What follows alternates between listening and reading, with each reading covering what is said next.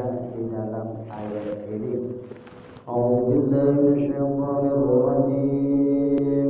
Bismillahirrahmanirrahim. Ulaika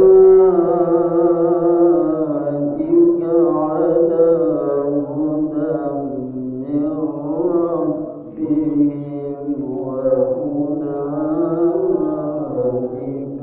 humul muflihun. Ula itu adalah mad wajib muttasil. Mad wajib muttasil harus dibaca 5 harokat atau 2 alif setengah, tidak boleh dikurangi. Ya, yang namanya mad wajib muttasil kalau dalam ilmu tajwid itu panjangnya 5 harokat, tidak boleh dikurangi. Lain halnya dengan mad jaiz munfasil. Kalau mad jaiz munfasil itu boleh dikurangi, boleh dibaca 2 harokat, boleh dibaca 5 harokat. Contohnya seperti dalam ayat yang lalu, walladzina yu'minuna bima unzila ilaika wa ma, itu mad jaiz munfasil. Ya, bima itu mad jaiz munfasil, boleh dibaca 2 harokat. Bima misalkan itu boleh. Tapi kalau mad wajib muttasil itu harus dibaca 5 harokat, tidak boleh dibaca 2 harokat. Bagaimana caranya kalau kita ingin mengetahuinya? Kita lihat di situ dalam ayat itu tanda-tandanya tersebut.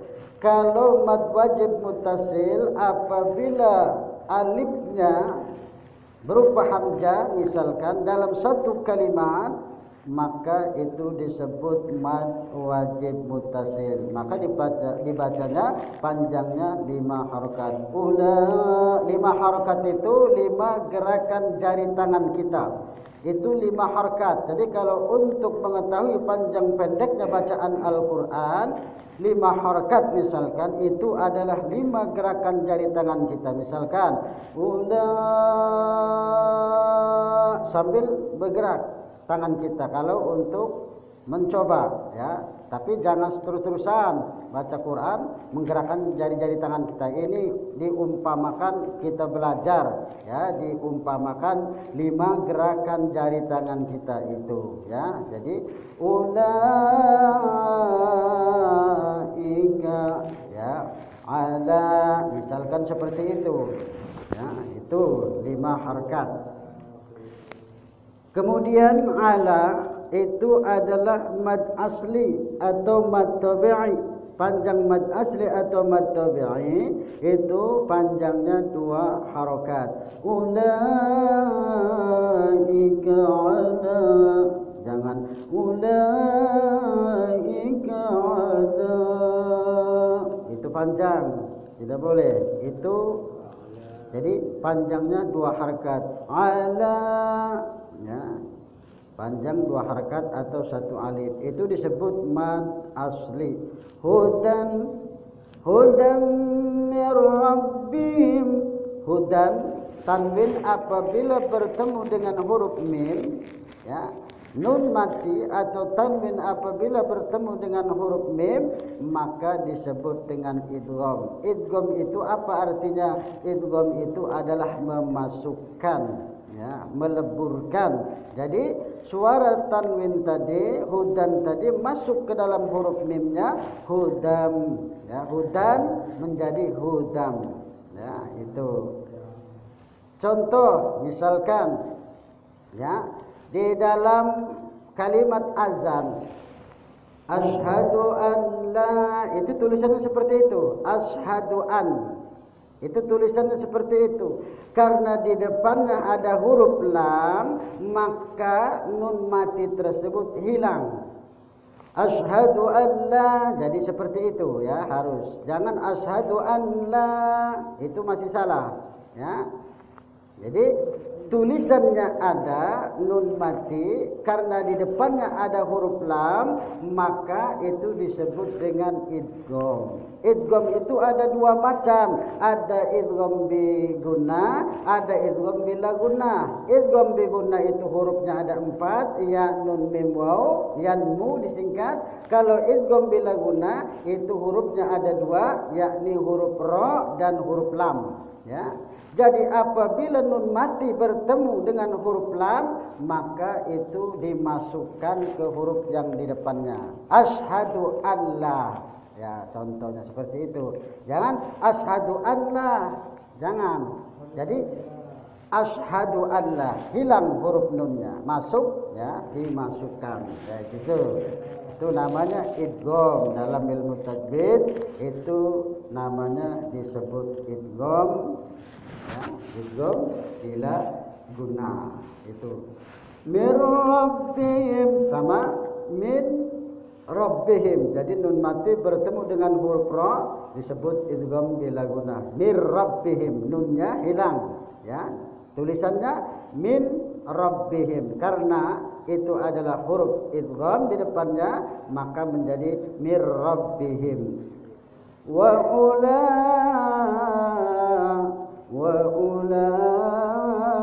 sama mad wajib muttasil, wa ulaika humul muflihun. Ya, itu mad wajib muttasil, kemudian yang terakhir muflihun itu mad arid li sukun. Boleh mad arid li sukun itu boleh dibaca panjangnya 2 harokat, boleh 4 harokat, boleh 6 harokat. Jadi boleh 4, 2, 6. Boleh 2, 4, 6, boleh dibaca aja. Itu mad arid li sukun. Boleh. Wa ulaika humul muflihun. Misalkan wa ulaika humul muflihun. 6 misalkan. Jadi boleh. Yang namanya mad arid li sukun itu boleh dibaca panjang 2 harakat, 4 harakat, 6 harkat. Itu tajwidnya yang berada di dalam ayat ini. Mari kita terjemahkan. Ulaika, mereka itu, ala hudan, ala atas mereka, ya, ala atas, hudan petunjuk, min itu dari rabbihim Tuhan mereka, wa ulaika dan mereka itu humu mereka al muflihun orang-orang yang beruntung. Mereka adalah orang-orang yang beruntung. Ulaika ala hudan min rabbihim wa ulaika humul muflihun. Mereka itulah orang-orang yang mendapat petunjuk dari Tuhan mereka, dan mereka itulah orang-orang yang beruntung. Siapa mereka orang-orang yang mendapatkan hidayah? Siapa mereka orang-orang yang mendapatkan petunjuk dari Tuhan mereka? Siapa mereka orang-orang yang beruntung? Ayat ini menerangkan ayat sebelumnya bahwa mereka orang-orang yang mendapatkan petunjuk. Mereka adalah orang-orang yang beruntung, adalah mereka orang-orang yang beriman, orang-orang yang bertakwa kepada Allah Subhanahu wa taala, orang yang beriman kepada yang gaib, alladzina yu'minuna bil ghaibi, orang-orang yang beriman kepada yang gaib, wa yuqimuna shalah, mendirikan salat. Ya, ini orang-orang yang beruntung. Wa mimma razaqnahum yunfiqun, dan mereka menafkahkan rizki yang diberikan oleh Allah Subhanahu wa taala kepada mereka. Maka mereka ini kelak menjadi orang-orang yang beruntung, yakni orang-orang yang beriman. Beriman kepada Allah Subhanahu wa taala, beriman kepada para malaikat-malaikat Allah, beriman kepada kitab-kitab Allah, beriman kepada rasul-rasul Allah, beriman kepada hari akhir, beriman kepada qada dan qadar. Baik dan buruk itu datangnya dari Allah Subhanahu wa taala. Itu rukun iman. Rukun iman ada 6. Kalau rukun Islam ada 5. An tashhada an la ilaha illallah wa anna Muhammadar Rasulullah. Itu aku bersaksi bahwa tidak Tuhan yang berhak disembah kecuali Allah, dan aku bersaksi bahwa Muhammad itu adalah utusan Allah. Mendirikan sholat, menunaikan zakat, berpuasa di bulan Ramadan, dan haji bagi mereka orang-orang yang mampu melakukan perjalanannya. Bagi mereka orang-orang yang mampu, itu haji. Kemudian apa ihsan? Karena syariat hukum ini ada iman, ada Islam, ada ihsan. Iman kita sudah tahu, iman kepada Allah, para malaikat dan seterusnya. Islam kita sudah tahu bahwa Islam itu mengucapkan 2 kalimat syahadat, asyhadu an la ilaha illallah, mendirikan sholat, menunaikan zakat, puasa dan haji. Itu iman, itu namanya Islam. Tapi ihsan, apa itu ihsan? Ihsan itu an ta'budallaha ka'annaka tarahu fa illam takun tarahu. Ya. Ihsan itu engkau, kata Nabi, engkau beribadah kepada Allah Subhanahu wa taala seolah-olah engkau melihat Allah. Ya. Kita salat seolah-olah melihat Allah. Kita beribadah apapun seolah-olah melihat Allah. Tetapi kata Nabi, kalau engkau tidak dapat melihat Allah Subhanahu wa taala, maka sesungguhnya Allah Subhanahu wa taala itu melihat kita, mengawasi kita. Makanya dalam ibadah, baik dalam ibadah yang wajib maupun yang sunnah, kita harus berhati-hati, harus waspada, harus merasa kita ini diawasi oleh Allah Subhanahu wa taala. Apalagi dalam sholat, ya, kita menghadap sang raja, kita menghadap sang pencipta alam semesta, yakni Allah Subhanahu wa taala. Maka jangan bermain-main, jangan main-main dalam melakukan hal-hal yang wajib tersebut, ya, karena kita sedang menghadap sang pencipta, yakni Allah Subhanahu wa taala. Itu yang namanya ihsan. Kita ihsan itu beribadah kepada Allah seolah-olah kita melihat Allah. Namun kalau kita tidak dapat melihat Allah, sesungguhnya Allah Subhanahu wa taala itu melihat kita. Iman bukan hanya diucapkan dalam lidah, bukan hanya dibenarkan dalam hati, namun harus diamalkan, ya, diamalkan dengan perbuatan kita. Makanya iqrarun bil lisan wa tasdiqun bil qalbi wa amalun bil arkan. Itu apa? Iman. Iqrarun bil lisan wa tasdiqun bil qalbi wa amalun bil arkan.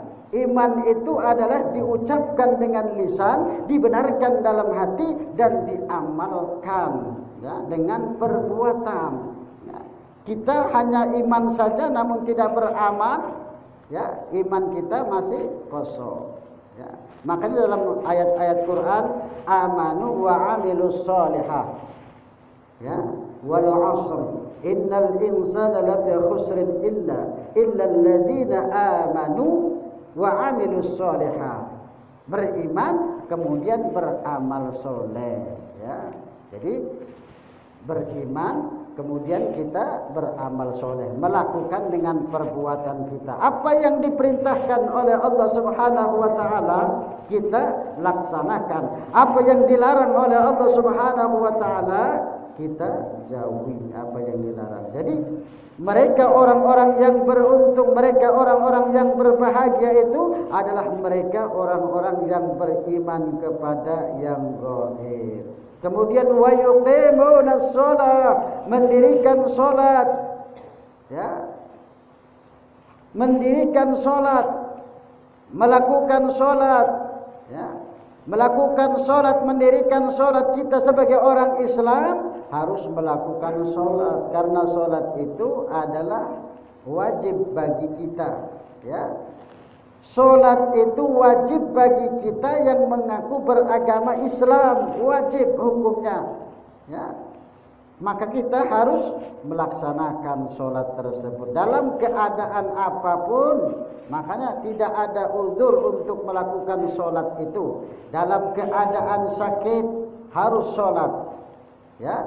Dalam keadaan, bahkan dalam keadaan peperangan pun harus dilakukan salat. Nah, makanya ada namanya sholat khauf, sholat sedang takut, sholat dalam peperangan. Ya, itu. Jadi dalam peperangan saja kita diwajibkan untuk melakukan sholat, apalagi dalam keadaan aman. Ya, ini. Jadi sholat ini termasuk wajib. Iqamatus sholah kata Ibnu Abbas, yakni menyempurnakan ruku sujudnya bacaannya, ya, menyempurnakan ruku sujud bacaannya dan khusyuk menurut Ibnu Abbas.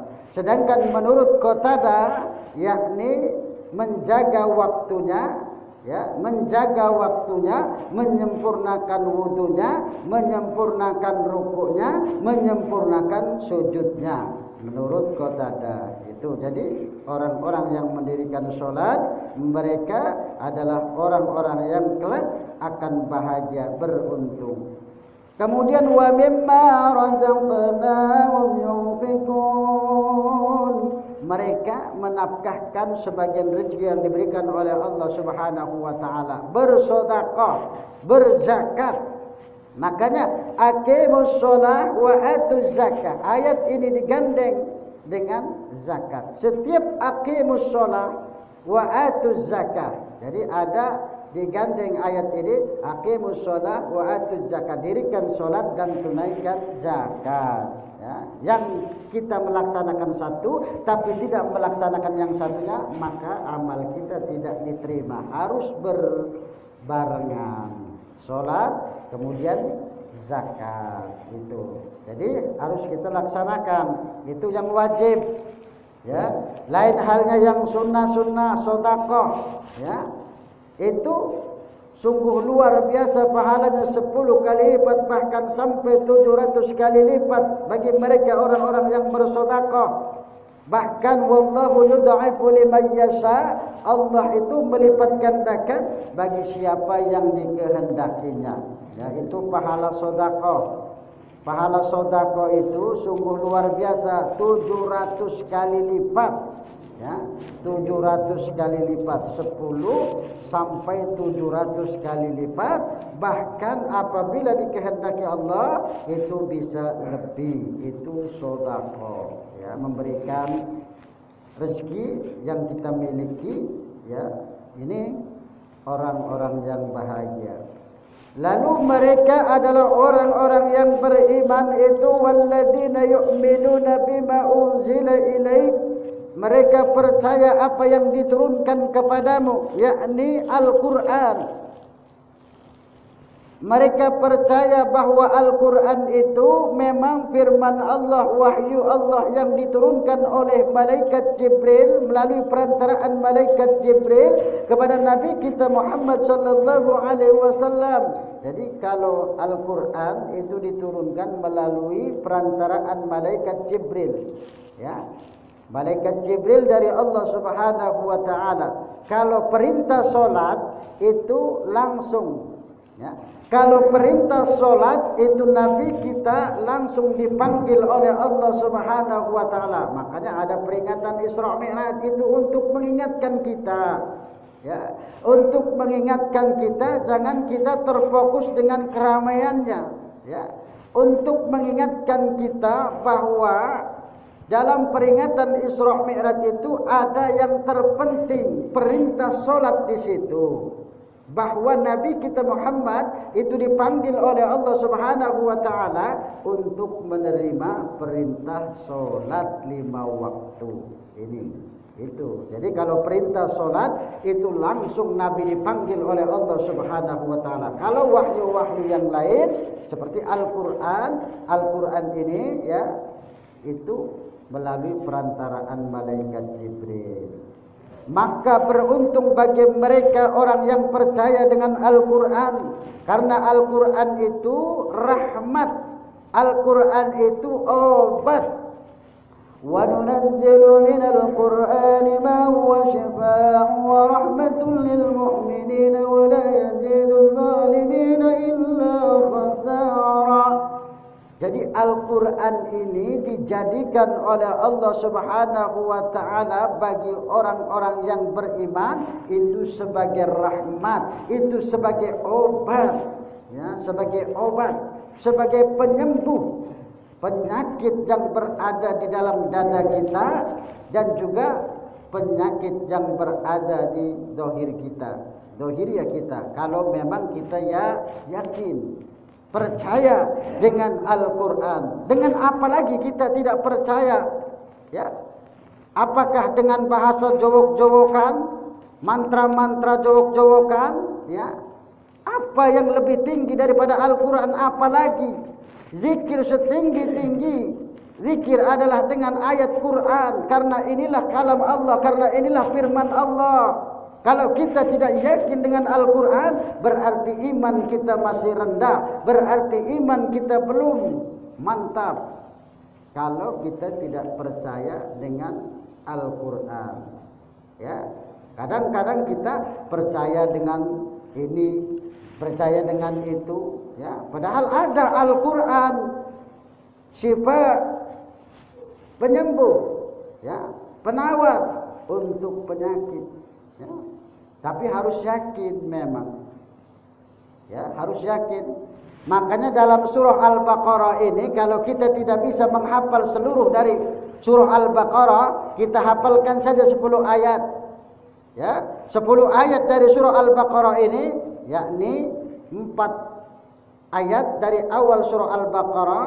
Alif Lam Mim, dzalikal kitabu la raiba fihi hudan lil muttaqin alladzina yu'minuna bil ghaibi wa yuqimuna as-salata wa mimma razaqnahum yunfiqun walladzina yu'minuna bima unzila ilayka wa ma unzila min qablik wa bil akhirati hum yuqinun. Disambung dengan ayat kursi, Allahu la ilaha illa huwal hayyul qayyum la ta'khudhuhu sinatun wa la nawm lahu ma fis samawati wa ma fil ardh man alladhi yashfa'u 'indahu illa bi'idhnihi ya'lamu ma bayna aydihim wa ma khalfahum wa la yuhituna bi shay'in min 'ilmihi illa bima sha'a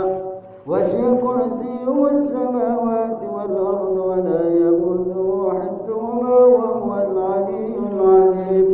Kemudian 2 ayat di bawahnya dari ayat kursi itu, la ikraha fid din qad tabayyana ar-rushdu minal ghayy wa man yakfur bit-taghuti wa yu'min billahi faqad istamsaka bil 'urwatil wuthqa la infisama laha wallahu samii'un 'aliim. Terus Allahu waliyyul ladzina amanu yukhrijuhum minadh dhulumati ilan nur, sampai 2 ayat di bawah dari ayat kursi.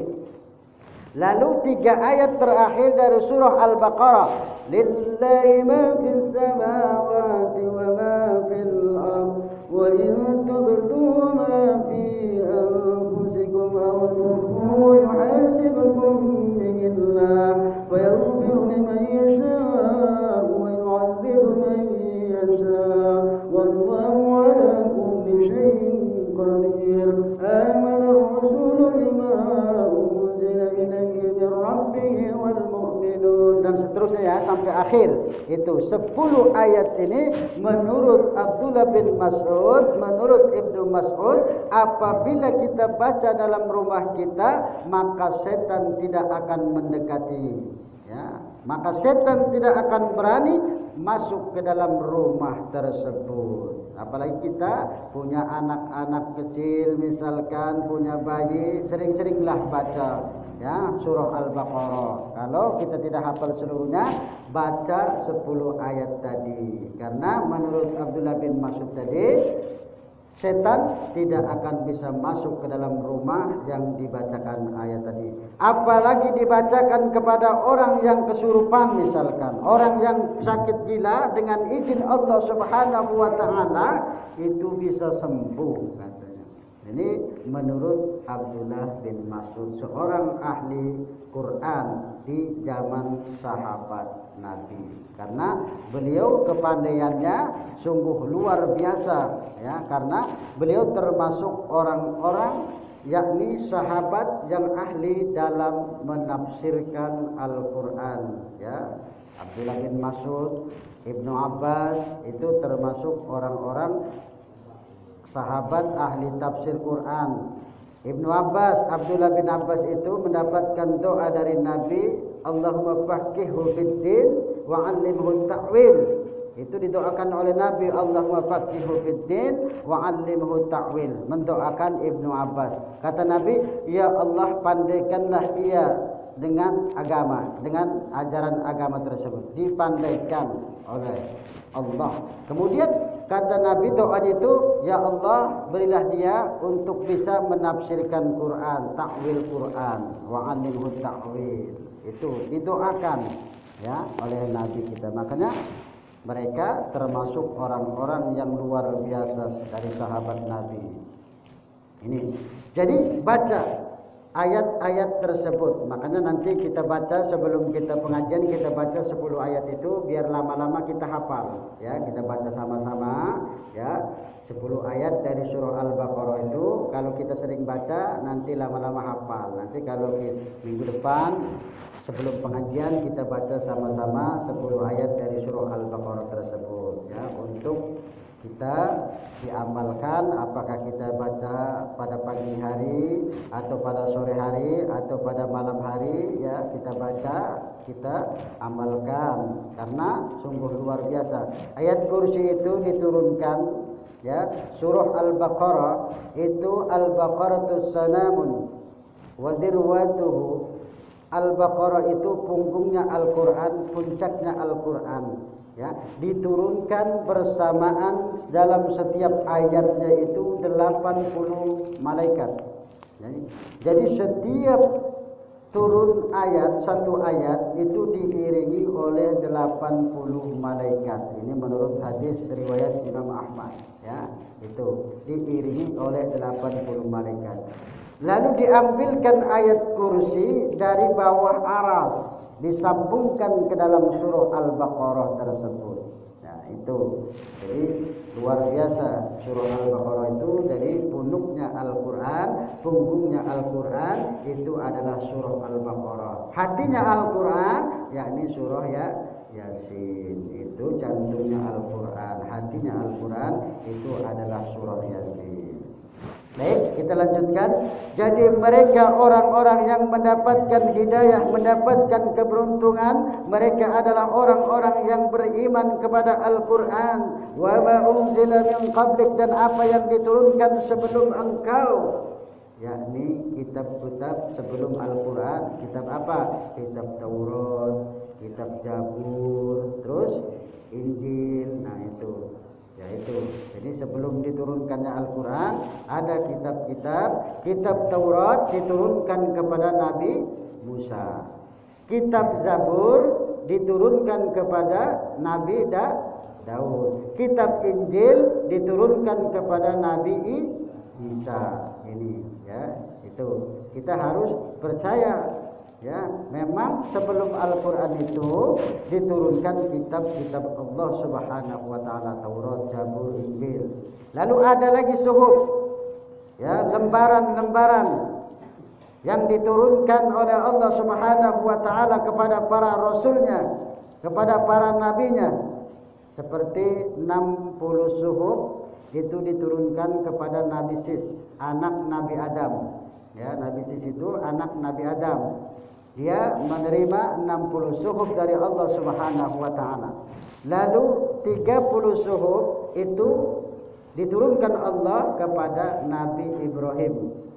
Ya, 30 suhuf itu diturunkan kepada Nabi Ibrahim. Ada lagi 10 suhuf yakni kepada Nabi Musa. Jadi sebelum Nabi Musa alaihissalam menerima kitab Taurat, dia diberikan oleh Allah Subhanahu wa taala 10 suhuf, 10 lembaran ini ya, sebelum menerima Taurat. Tuh. Jadi kita harus percaya dengan kitab-kitab sebelum Al-Quran tersebut, terutama Taurat, Injil dan Zabur. Wa bil akhirati hum yuqinun, dan dengan akhirat mereka yakin bahwa pembalasan kelak memang betul-betul ada, hari berbangkit itu ada. Makanya ulaika ala hudan min rabbihim wa ulaika humul itulah orang-orang yang mendapat petunjuk dari Tuhan mereka, dan mereka itulah orang-orang yang beruntung. Pernah Ibnu Abbas berkata, orang-orang itu pada mengeluh kepada Nabi, katanya. Mengeluh kepada Nabi, lalu mereka berkata kepada Nabi, bertanya, "Ya Rasulullah, kami kadang-kadang membaca Al-Quran, namun kami membaca Al-Quran, kadang-kadang kami putus harapan. Kami membaca Al-Quran, kadang-kadang timbul harapan. Kami membaca Al-Quran, kadang-kadang putus harapan." Lalu dijawab oleh Nabi, "Maukah kalian aku beritakan tentang penghuni surga dan penghuni neraka?" Maka Rasul membacakan surah Al-Baqarah ayat yang tadi, ya, dari Alif Lam Mim sampai ulaika ala hudam mir rabbihim wa ulaika humul muflihun. Itulah kata Nabi penghuni surga. Semoga kami termasuk golongannya ya Rasul, ya. Lalu, maukah kalian aku tunjukkan penghuni neraka? Lalu Rasul membacakan ayat, innal ladzina kafaru sawa'un 'alaihim a anzartahum am lam tunzirhum la yu'minun. Khatamallahu 'ala qulubihim wa 'ala sam'ihim wa 'ala absarihim ghishawah wa lahum 'adzabun 'adzim. Dua ayat dibacakan. Inilah penghuni neraka, kata Nabi. Karena itu Mujahid mengatakan 4 ayat atau 5 ayat dari awal surah Al-Baqarah itu menerangkan tentang orang-orang bertakwa, orang-orang beriman. Kemudian 2 ayat menerangkan tentang orang-orang kafir, dan kemudian 13 ayat di bawahnya itu menerangkan tentang sifat orang-orang munafik. Insyaallah kita akan lanjutkan dalam pertemuan yang akan datang, yakni ayat yang ke-6 dan ke-7 mengenai tentang orang-orang kafir.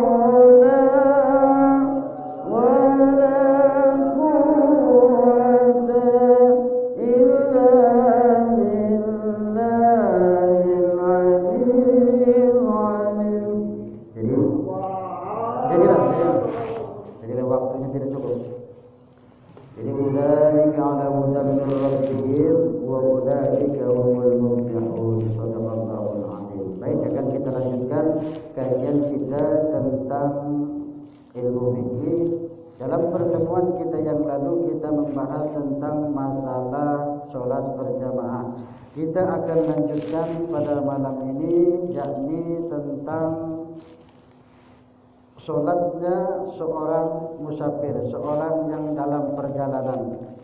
Wa yajuzu lil musafir qasru sholatir ruba'iyah bi 5 syara'it. Dibolehkan seorang musafir itu meringkas sholat yang 4 rakaat itu menjadi 2 rakaat, ya. Artinya diringkas sholatnya. Bi 5 syara'it, dengan 5 syarat, tapi dengan 5 syarat. Ayyakuna safaruhu fi ghairi ma'syatin, perjalanannya itu bukan tujuan maksiat. Perjalanannya bukan karena maksiat, ya. Perjalanannya itu yang pertama. Kemudian wa antakuna masafatuhu 16 farsakhan, jauh perjalanannya itu adalah 16 farsakh. 16 farsakh itu berapa? 16 farsakh itu ulama ada yang mengatakan 8